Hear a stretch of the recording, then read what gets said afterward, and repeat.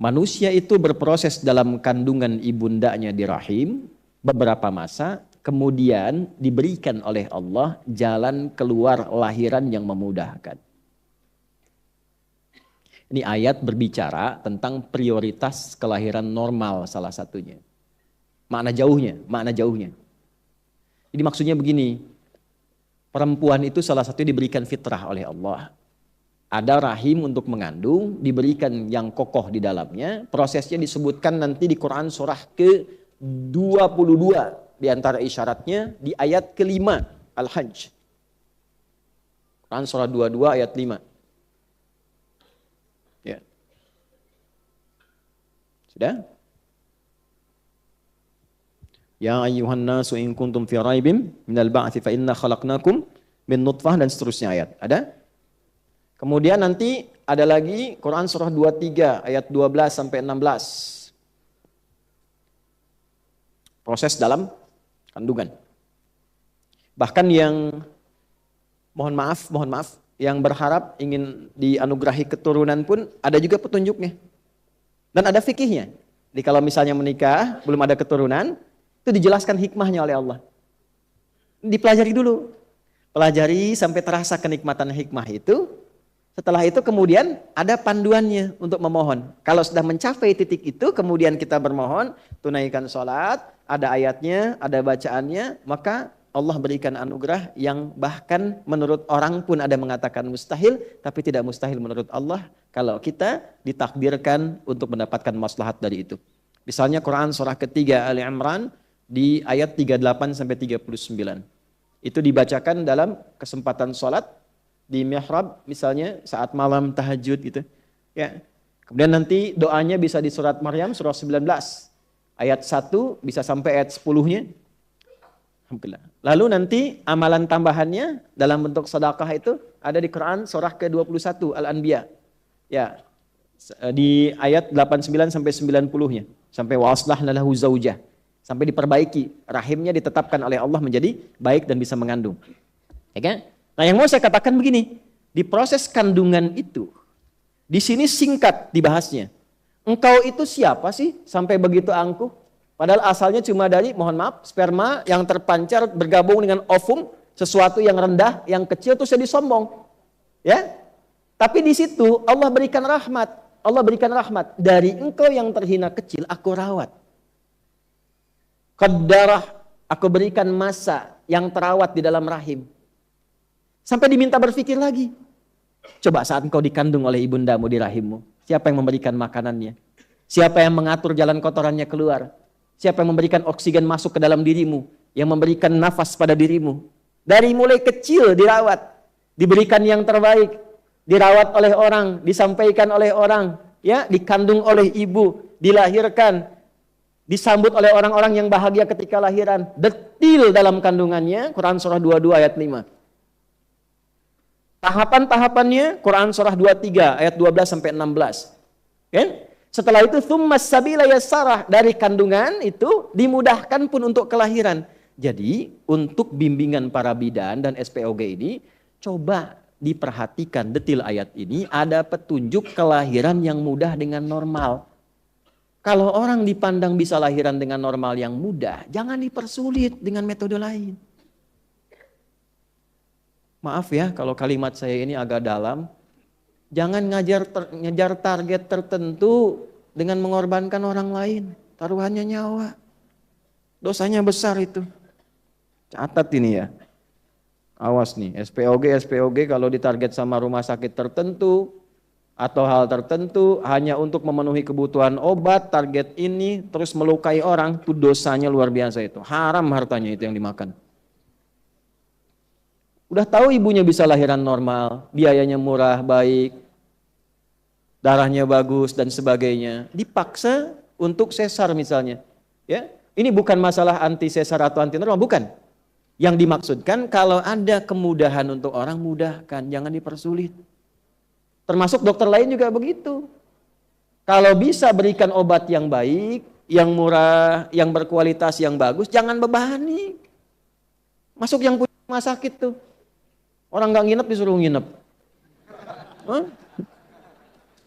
Diatur visitnya. Padahal bisa visit jam segitu, visitnya tengah malam. Saat kuntilanak bertebaran dia datang tuh. Jangan begitu. Nggak tahu suruh pulang masih kasih obat lagi.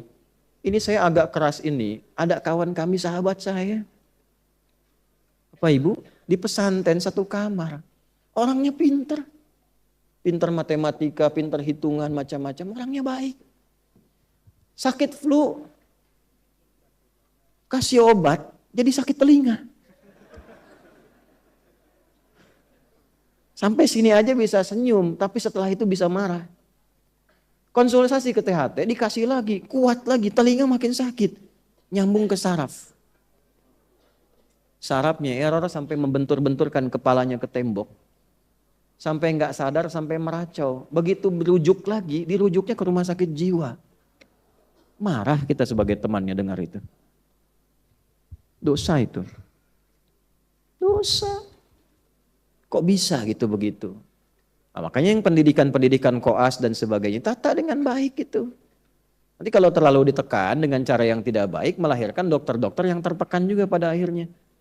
Nah, rumus tekanan di fisika itu banding lurusnya dengan gaya di hukum Pascal itu. F berbanding lurus dengan P. Semakin banyak gaya, semakin banyak tekanan. Gitu.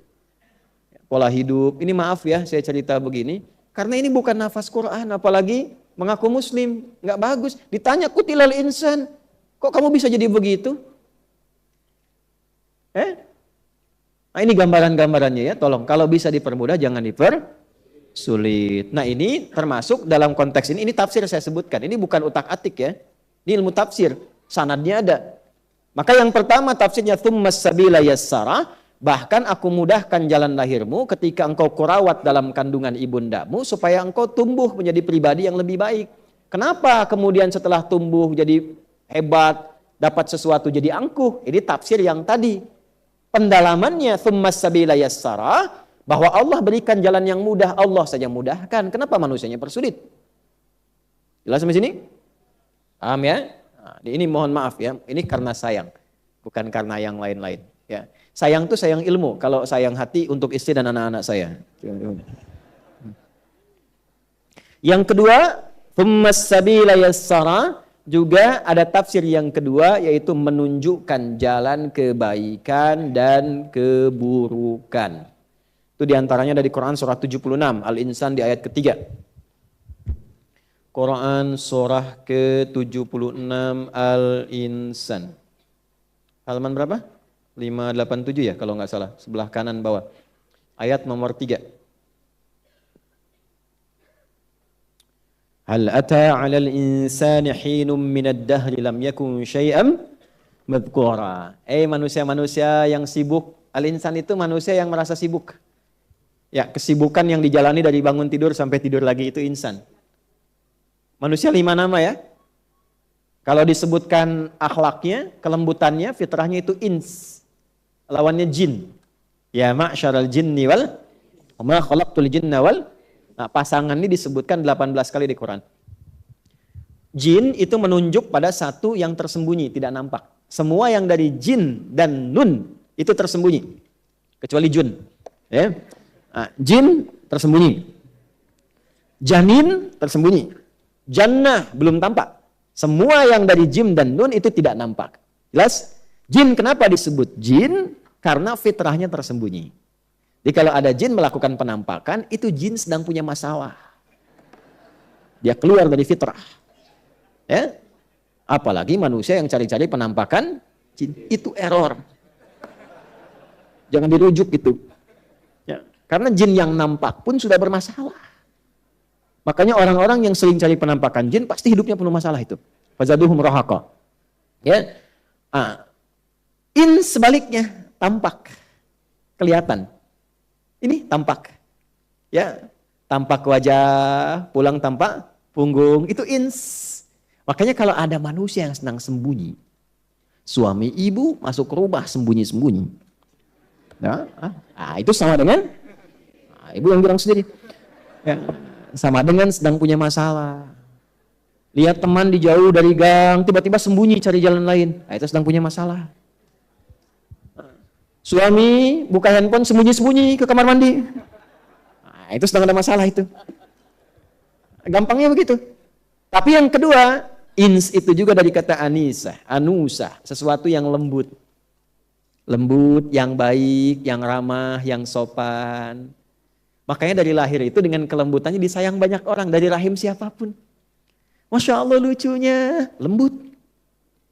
Ya, dia tumbuh bergerak aja, jalan, ketawa orang. Dia senyum, kita ikut ketawa. Dia ketawa, kita makin ketawa. Fitrah, karena lembut. Ya kan? Dulu di TV-TV dulu, tahun 90-an, ada anak baru bisa berdiri, terus nyenggol pot neneknya yang vas bunganya itu paling dia sukai. Yang kalau kena sama anaknya pasti kena marah anaknya. Tapi karena cucunya ini lembut, begitu disenggol jatuh pecah, neneknya nggak marah. Malah neneknya ketawa dan mengatakan, cucuku sudah bisa berdiri. Masih ingat nggak Bu iklan itu tuh? Oh, maaf ya yang baru lahir sekarang nih. Wah itu zaman-zamannya TPI ada Benteng Takeshi itu soal Doraemon masih di RCTI lah dulu lah jam 7:30 itu. Setelah itu ada Power Ranger. Saya tahu aja itu. Astagfirullah. Nah balik. Sampai di mana tadi kita? Dragon Ball Suzuki Watanabe baru meninggal kemarin yang bikinnya. Ya. Kenapa nyampe ke situ? Antum nih gara-garanya nih. Ya.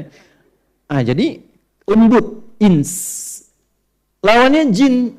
Jin itu kasar, tidak harmoni. Makanya bisa dipastikan tidak ada orang kemasukan jin jadi lembut. Permisi Ustadz, mau ikut ngaji, sedang kemasukan jin itu mustahil. Nah, maksudnya begini, kita itu tercipta lembut. Kenapa setelah tumbuh berkembang menjadi kasar? Antum tuh makhluk halus. Yang kasar itu jin. Makhluk halus. Kenapa mesti kasar? Kenapa kata-katanya harus demikian? Lembut kita, malu. Makanya kalau baca Quran tuh, baca itu malu, nangis kadang-kadang. Ya, loh kok saya ini kok makhluk lembut, kok barusan bicaranya nggak bagus gitu, nggak enak.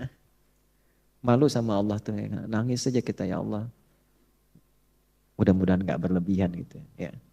Nah, insan itu terkait dengan aktivitas yang sibuk. Ya, seringkali disindir, ditanya, kok sibuk tapi nggak punya manfaat? Manfaat itu disebut soleh namanya, amalnya soleh. Rugi orang hidup begitu. Wal 'asr, innal insana lafi khusr. Sungguh banyak orang sibuk tapi rugi. Illal ladzina amanu, kecuali orang yang menyibukkan dirinya dengan imannya, maka iman mengajak dia wa amilus, mengerjakan pekerjaan yang banyak manfaat. Jadi bekerjanya bermanfaat. Ya, bukan hanya ibadahnya. Interaksinya bermanfaat, di keluarganya bermanfaat. Terasa keayahannya bagi anaknya, terasa menjadi suami bagi istrinya, terasa jadi istri untuk suaminya. Manfaatnya ada. Terasa jadi anak untuk ibunya. Demikian seterusnya.